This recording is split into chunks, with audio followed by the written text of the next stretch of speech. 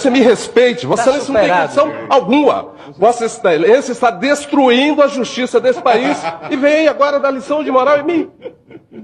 Saia à rua, ministro Gilmar. Saia à rua. Ministro Joaquim, nós já Faça o que eu superamos faço. essa discussão com o meu pedido de Não vista. tem, Vossa Excelência não tem condições alguma, não tem nenhuma condição. Eu estou na rua, ministro Joaquim. Vossa Excelência Não está está, fazendo não. poder judicial.